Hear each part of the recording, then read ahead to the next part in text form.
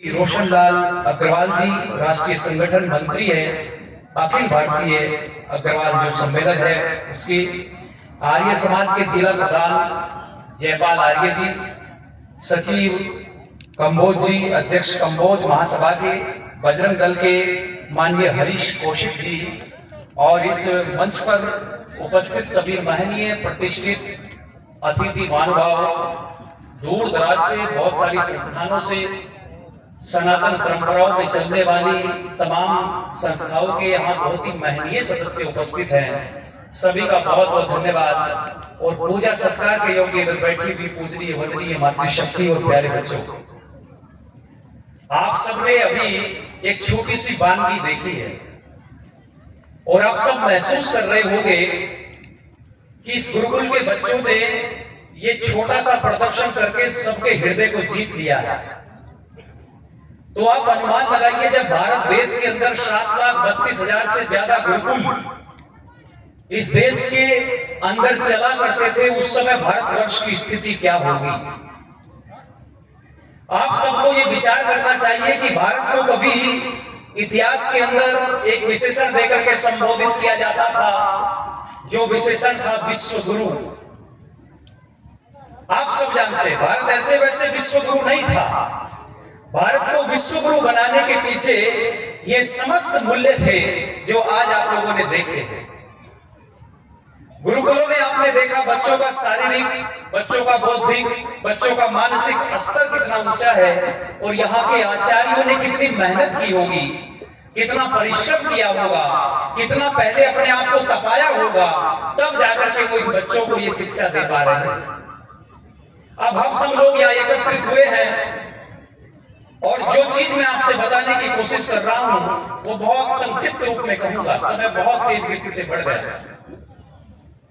भारत देश के अंदर एक व्यक्ति आया था और 1835 में वो ब्रिटेन की संसद हाउस ऑफ कॉमन्स में जाकर के खड़ा होकर एक बात कहता है। इससे पूर्व भारत का सर्वे करके गया और वहां जाकर के वो व्यक्ति कह रहा है कि I have travelled length and breadth this country India, but I have never seen a beggar and thief in this country India। और जो बात ये व्यक्ति ब्रिटेन की संसद में कह रहा है, ये कोई सामान्य व्यक्ति नहीं था। ब्रिटेन की संसद ने ही इस व्यक्ति को, इस अंग्रेज को भारत देश में भेजा था, और इस व्यक्ति का नाम था TV Macaulay, Thomas wave Macaulay. अब ये 1835 में कह रहा है कि मैंने भारत में चारों तरफ घूम घूम करके देखा, भारत के अंदर मुझे कोई चोर नहीं दिखाई दिया, भिखारी नहीं दिखाई दिया, और उसने देखा कि वहां की सुदृढ़ व्यवस्था इतनी अच्छी है, वहां वेल्थ इतना क्रिएट हो गया है, धन इतना ज्यादा है लोगों के पास में। I have seen such wealth in this country India that we can not imagine to conquer this country India. मैंने घर घर में जाकर के देखा, इतना धन, इतना वैभव, इतनी संपत्ति भारत देश के पास में है कि घर घर में सोने के भंडार भरे हुए। तो इन लोगों को कैसे गुलाम बनाना। पर आप सब जानते होंगे कि जो व्यक्ति धनवान होता है, उस धनवान व्यक्ति को गुलाम बनाना बहुत सरल कार्य बोलो नहीं। धनवानों को जल्दी से गुलाम नहीं बनाया जा सकता। धनवानों को गुलाम बनाने के लिए तरकीब निकालनी पड़ेगी, और टीवी मैकोले ने सबसे पहले ब्रिटेन की संसद में कहा कि यदि भारतीयों की दो चीजों पर आप कब्जा कर लें, यदि भारतवर्ष की दो चीजों को आप तोड़ दें तो पूरी भारत की रीढ़ टूट जाएगी। तो वहां के सभी सांसदों ने पूछा कि वो कौन सी दो चीज है, तो उन्होंने कहा था कि एक तो भारत की शिक्षा व्यवस्था को तोड़ दीजिए, और दूसरी भारत की चिकित्सा व्यवस्था को तोड़ दीजिए। और दन दनादन पूरे देश में शिक्षा व्यवस्था को तोड़ने का काम किया गया है। ऐसे ऐसे कानून बनाए गए हैं जिसके कानून बनाने से एक झटके में 7,32,000 गुरुकुल जो चला करते थे वो इलीगल घोषित कर दिए गए, अवैध घोषित कर दिए गए। और जब इतने बड़े व्यापक पैमाने पर और आचार्यों के हाथ काटे गए, आचार्यों पर अत्याचार किए गए, आचार्यों का शोषण किया गया, जो भी गुरुकुल में पढ़ाने वाला व्यक्ति था उसका शोषण हुआ, और गुरुकुलों को एक झटके में समाप्त करके एक ऐसा कानून बनाया जिसके माध्यम से यहाँ स्कूल खुलने लगे। आप जानते नाम के स्कूल, मैंने ईस का पुल, ईस का पुल। अब ईश उनके भगवान है, ईश उनके ईश्वर हैं। ईश के कुल में बच्चे पढ़ेंगे तो स्कूल में बच्चे पढ़ेंगे तो उसी परंपरा को जानेंगे, उसी संस्कृति को जानेंगे, उन्हीं व्यवस्थाओं में जिएंगे और उन्हीं व्यवस्थाओं में भारतवर्ष जीता रहा। इसलिए इस देश के जितने भी माननीय व्यक्तियों ने अपनी बात कही है, उन्होंने कहा है कि हम शारीरिक रूप से तो आजाद हो गए, पर आत्मिक रूप से बोलो अभी तक भी आजाद नहीं। हम खाली शारीरिक रूप से आजाद हुए 15 अगस्त 1947, लेकिन आत्मिक रूप से हम कैसे आजाद होंगे? भारत विश्वगुरु कैसे बनेगा? भारत उस दौड़ में कैसे जाएगा जब हम पूरी दुनिया को अपने चक्रवर्ती सम्राट देंगे? उसकी केवल एक ही व्यवस्था लोगों हो सकती है और वो है गुरुकुलीय पद्धति। इसके अलावा कोई दूसरा मार्ग बोलो, कोई बात नहीं। जब तक शिक्षा व्यवस्था वैदिक व्यवस्थाओं के अनुरूप नहीं होगी। और मैं आपको बताता चलूं, ये जो 7,32,000 गुरुकुल देश के अंदर चला करते थे, इन गुरुकुलों के अंदर फिजिक्स पढ़ाया जाता है, केमिस्ट्री पढ़ाई जाती है, जियोलॉजी पढ़ाई जाती है, बॉटनी पढ़ाई जाती है, मटेरियल साइंस पढ़ाया जाता है, शल्य चिकित्सा पढ़ाई जाती है, सर्जरी जिसको आप बोलते हैं वो सब पढ़ाया जाता है। उसके प्रमाण हमारे सामने मिलते हैं कि हमारे पास में एक ऐसा अद्भुत ऋषि है लोगों, जिसका नाम महर्षि सुश्रुत है, जिसने एक पुस्तक लिखी है जिनका नाम सुश्रुत संहिता है, और उसमें सर्जरी की पूरी टेक्नोलॉजी का वर्णन है। माननीय हमारे मुख्य अतिथि अभी मुझसे बात कर रहे थे, चिकित्सा के क्षेत्र में बहुत बड़ा काम कर रहे हैं। देहरादून में भी चिकित्सा से जुड़ करके बड़ा काम कर रहे हैं और मुंबई में भी इन्होंने बहुत बड़ा काम किया है। अग्रवाल वैश्य समाज के वरिष्ठ व्यक्तियों में इनकी गिनती होती है। ऐसे महनीय व्यक्ति समाज को एक सही दिशा की तरफ लाने के लिए हमारे बीच एकत्रित हुए, तो मेरे लिए यह भी बड़ी खुशी का विषय है। मैं उनसे भी कह रहा था और आप लोगों से भी कहना चाहता हूं कि शिक्षा व्यवस्था हमारी तब अच्छी बनेगी जब हम गुरुकुलों का पालन करेंगे। आज गुरुकुल सूखते जा रहे हैं, सरकारों का ध्यान गुरुकुलों की तरफ नहीं है। यदि सरकारों का भी ध्यान गुरुकुलों की तरफ हो जाए, समाज का ध्यान गुरुकुलों की तरफ हो जाए और गुरुकुल में पढ़ने वाले विद्यार्थी को पूर्ण रूपेण भारत की अर्थव्यवस्था में हिस्सेदारी दे दी जाए, तो मैं समझता हूं कि फिर से गुरुकुल हरे भरे होंगे और फिर से भारत विश्व गुरु बनेगा। अवश्य मैं आप लोगों की जानकारी में लाना चाहता हूं, हमारे दो महापुरुष ऐसे हैं जिनसे हमारी पूरी दुनिया में पहचान बनी। दो इतिहास हमारे ऐसे हैं जिनसे हमारी पूरी दुनिया में पहचान बनी। एक रामायण कालीन इतिहास है और एक महाभारत कालीन इतिहास। और इन दोनों इतिहासों के मूल केंद्र में दो बड़े महापुरुष हैं। रामायण कालीन इतिहास के केंद्र में एक ऐसे मर्यादा पुरुषोत्तम व्यक्तित्व हैं जिनसे पूरी दुनिया में हमारी पहचान बनी, जिनको हम भगवान श्री रामचंद्र कहते हैं। भगवान श्री रामचंद्र ने पूरी दुनिया में अपनी पहचान बनाई, धर्म की रक्षा की, सनातन परंपराओं की रक्षा की, वेद की रक्षा की, अपने गुरुकुलों की रक्षा की, सारे समाज का संवर्धन किया, आताताइयों का नाश किया। ये श्री रामचंद्र ने कार्य किया। मैं आपसे पूछना चाहता हूं, कहां पढ़े थे? किस कॉन्वेंट स्कूल में गए थे? आप मुझे बताएं, कौन से ही स्कूल में पढ़े थे? आप सबका एक ही उत्तर होगा कि भगवान श्री रामचंद्र ने भरत, लक्ष्मण, शत्रुघ्न के साथ, अपने भाइयों के साथ मिलकर के जहां पर अध्ययन किया है, जहां विज्ञान को पढ़ा है, जहां वेद को पढ़ा है, जहां धर्म को जाना है, वो स्थान क्या था? लोगों को बोल जरा। गुरुकुल। वो एक गुरुकुल था और महर्षि वशिष्ठ के द्वारा बनाया गया गुरुकुल था, जिस गुरुकुल में श्री रामचंद्र पढ़े और पूरी दुनिया में पहचान बनी। आगे चल करके द्वापर में एक व्यक्ति हुए, द्वापर में जिनका सुदर्शन चक्र से आताताई थर्राया करते थे। कितना बड़ा साइंस और टेक्नोलॉजी उस महापुरुष के पास होगा। तो मैं आपसे पूछना चाहता हूं, किस स्कूल में पढ़े? कहीं भी नहीं पढ़े हैं। एक गुरुकुल में पढ़े जो महर्षि संदीपनी जी ने चलाया। संदीपन मुनि के गुरुकुल में पढ़ करके एक व्यक्ति इतना अद्भुत योद्धा बन जाता है, इतना महापुरुष बन जाता है कि आज हमारे घरों में हम उनकी मूर्ति लगा करके उनकी पूजा करते हैं, उनको भगवान मानते हैं। तो भगवान बनने के पीछे का जो पुरुषार्थ था वो गुरुकुलों की देन थी। जिन गुरुकुलों में हमारे चक्रवर्ती सम्राट पूरे विश्व में रहे, आज वो गुरुकुल प्राय समाप्त हो गए हैं। यहाँ कितने महनीय लोग बैठे हुए हैं। इन लोगों के पुरुषार्थ की बदौलत ये गुरुकुल निश्चित रूप में उन्नति करे, तरक्की करे। एक व्यक्ति आया समाज में जिसने दुनिया को नारा दिया कि ऐ दुनिया के लोगों, पाश्चात्य संस्कृति में पल करके, इस्लामियत की संस्कृति के नीचे कुचल करके आप लोग अपनी सनातन परंपराओं को भूल चुके हो, आप वेद को भूल चुके हो, ऋषियों को भूल चुके हो। तो एक नारा उस व्यक्ति ने लगाया और कहा वेदों की ओर लौटो। ये नारा किस व्यक्ति ने दिया? जरा जोर से बोलो, किस व्यक्ति ने दिया वेदों की ओर लौटो? महर्षि दयानंद सरस्वती ने। महर्षि दयानंद सरस्वती ने। और जिस महर्षि दयानंद सरस्वती ने जिस धरा पर पैदा होकर के देश का मान बढ़ाया, देश को प्राचीन मूल्यों की तरफ लेकर के आए और कहा कि गुरुकुलों का संवर्धन करो, शिक्षा स्तर में वेद विज्ञान को जोड़ो, तो तभी तुम्हारा सम्मान पूरे विश्व में बढ़ेगा। और मुझे गर्व होता है उस ऋषि की बातों पर चल करके कितना बड़ा परिवर्तन समाज के अंदर हुआ, किस तरीके से परिवर्तन समाज के अंदर किया गया। एक व्यक्ति जिन्होंने आरएसएस विश्व हिंदू परिषद की स्थापना की, जरा सम्मान के साथ उस महापुरुष का नाम ले। क्या नाम था जी? केशवराम बलिराम हेडगेवार। केशवराम बलिराम हेडगेवार ने 1 अप्रैल 1889 को नागपुर के अंदर पैदा होकर के कलकत्ता में अपनी पढ़ाई डॉक्टरी की पूरी करने के लिए गए, लेकिन वहां जाकर के देखा कि ये देश तो अंग्रेजियत का गुलाम है। मैं डॉक्टर बनकर के क्या करूंगा? क्या मैं भी इस गुलामियत में अपना हिस्सेदारी करूं? नहीं। उन्होंने आंदोलन जगाया, देश को जगाया और जगा करके एक ऐसी संस्था खड़ी कर दी और उन्होंने कहा कि सबसे पहले देश की आजादी है। यदि आजाद होंगे तो अपने मूल्यों पर शिक्षा देंगे, आजाद होंगे तो अपने मूल्यों पर चिकित्सा करेंगे, आजाद होंगे तो गौरव से, गरिमा के साथ, स्वाभिमान के साथ जिएंगे।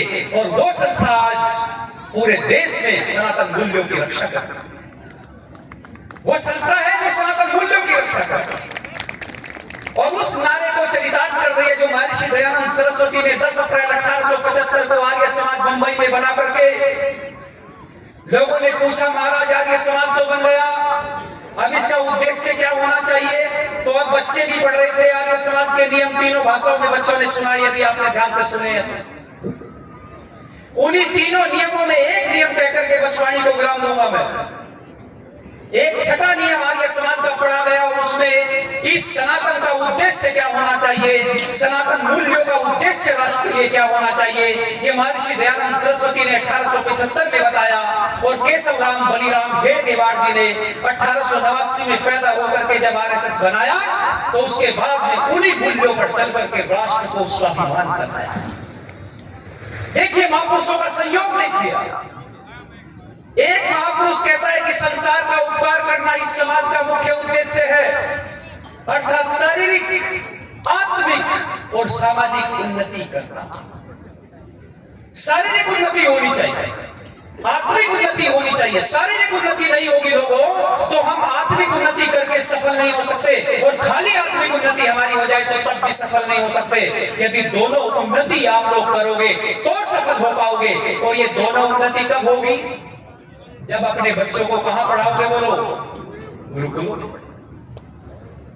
देखिए कितना बड़ा दर्शन रहा हो। तब आगे चल करके आर्य वीर दल के जगह जगह पर संगठन बनाए गए, आरएसएस के माध्यम से शिविर लगाने का काम किया गया, जवानों को जगाने का काम किया गया, देश को एक करने का काम किया गया। इसलिए आप लोग संकल्प लें कि छोटी भी आहुति दे सके तो इस गुरुकुल में देवे। जिसका जितना सामर्थ्य है, मन से, वचन से, शरीर से, धन से, हर तरीके से जहां भी आपको गुरुकुल दिखाई दे उनका संवर्धन करते जाइएगा, उनका वर्धन करते जाइएगा। क्योंकि ये गुरुकुल ही है जो राम को दे सकते हैं, ये गुरुकुल ही है जो कृष्ण को दे सकते हैं, ये गुरुकुल ही है जो चाणक्य पैदा कर सकते हैं, ये गुरुकुल ही है जो राणा प्रताप पैदा कर सकते हैं, ये गुरुकुल ही है जो छत्रपति शिवा पैदा कर सकते हैं, ये गुरुकुल ही है जो महाराजा अग्रसेन पैदा कर सकते हैं। इससे बड़ा बात हमारे लिए कुछ नहीं हो सकती कि गुरुकुल स्थापना। चारों तरफ समाज में इस गुरुकुल ये परंपरा का निर्वैध होना चाहिए। लेकिन होगा कब? होगा कब? जब हम संगठित होंगे, जब हम एक होंगे, हम अपने शिक्षा पर, अपने आत्म मूल्यों पर काम करेंगे। इसलिए मैं ज्यादा नहीं, बस आप लोगों से कहना चाहता, समय बहुत तेज गति से बढ़ गया है, मैं समझ सकता हूं बहुत सारे लोग यहाँ हमारे बीच में बंबई से भी आए हैं, वो यत्र तत्र सर्वत्र भ्रमण भी करेंगे, इस क्षेत्र को देखेंगे और वो निश्चित रूप में इस गुरुकुल के साथ जुड़े। आप सब जो महनीय लोग क्षेत्र के लोग हैं, क्योंकि बिना क्षेत्र के जुड़े कोई भी संस्था उन्नति को प्राप्त नहीं हो सकती है। इसलिए क्षेत्र जब गुरुकुल के साथ जुड़ता है, देखो गुरुकुल में धन देने वालों की कमी नहीं, धन बहुत आता है। हम भी संस्थान चलाते हैं, मैं देश भर में घूमता हूँ, विदेशों में जाता हूँ व्याख्यान देने, हम देखते हैं बहुत संस्थानों में पैसा आता है, धन आता है, लेकिन एक चीज की कमी जो संस्थानों में रहती है प्राय, वो है आप लोग गुरुकुलों में अपने बच्चे नहीं भेजते। धन बहुत अच्छा धन बन जाएगा, गुरुकुल भी बहुत भव्य बनेगा ये, लेकिन इस गुरुकुल में रहने वाले बच्चे आप भेजिएगा, विश्वास अपना बढ़ाइए गुरुकुलों के प्रति, वहां अच्छी शिक्षा उनको मिले। अपने एक बच्चे को तो कम से कम भेजो। पहली बात तो बच्चे ही आज हिंदुओं के कहां रहे हैं, ऐसी व्यवस्था समाज के अंदर हम लोगों ने बना ली है। आप दूसरे लोगों को देखो, एक एक घर में 10-10, 12-12, 15-15 बच्चे आपको मिल जाएंगे, लेकिन हिंदुओं के यहाँ जाके देखो, मैं अपने देहरादून में देखता हूँ, मैं देहरादून में देखता हूँ कि बड़ी बड़ी कोठियां, करोड़ों करोड़ों रुपए की कोठियां खाली पड़ी हुई हैं। लोगों से पूछते हैं बच्चे कहाँ हैं, कि जी एक बच्चा था वही विदेश चला गया। एक बच्चा बड़ी मुश्किल से पैदा हुआ, एक बच्चा और वही कहाँ भेज दिया, विदेशों में भेज दिया है। घर इकलौते हैं, माता पिता दुखी हो रहे, परेशान हो रहे हैं। कारण ये बना है कि अंग्रेज की शिक्षा में ऐसे रगड़े गए हैं लोगों, उठना बड़ा दुख भर काम हो रहा है। मैं आप लोगों से पूछना चाहता हूँ, एक बात पूछ करके वाणी को विराम दे दूं।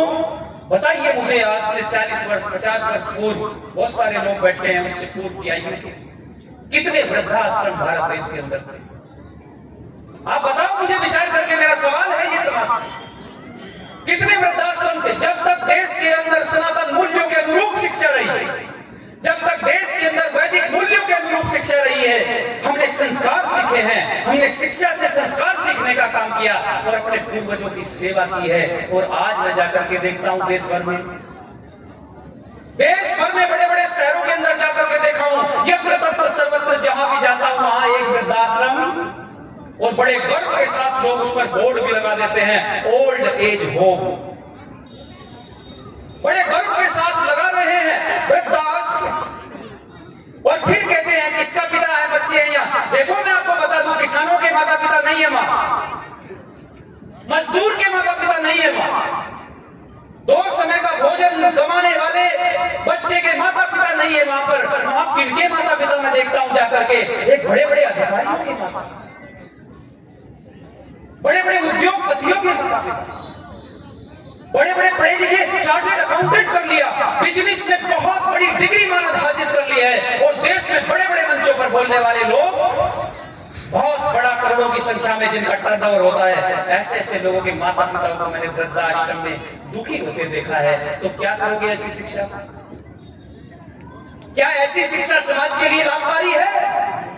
नहीं है। तो वापस लौटो। ऋषिवर दयानंद ने इसलिए कहा था, वेदों की ओर लौटो, वेदों की ओर लौटोगे तो सनातन मूल्यों में जियोगे, वैदिक सिद्धांत की तरफ लौटोगे तो जीवन मूल्यों में जियोगे।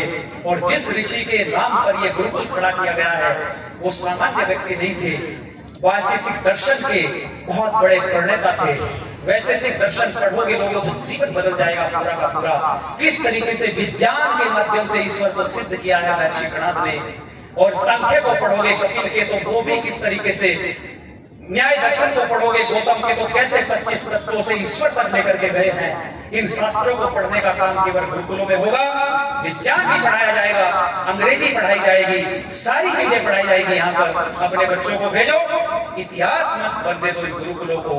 बस कुछ पंक्तियां कहता हूँ फिर पीछे हटता हूँ, कहीं महापुरुषों का जीवन इतिहास में बन जाए, इसलिए पंक्तियों को ध्यान से सुनना था। वो कैसे कैसे लोग थे जी, कैसे कैसे लोग थे। महर्षि दयानंद, केशव राम, बलिराम भेड़गेवार, महाराजा अग्रसेन, इन समस्त लोगों को, उन तमाम महापुरुषों को और वीरों को इन पंक्तियों से जरा याद करना।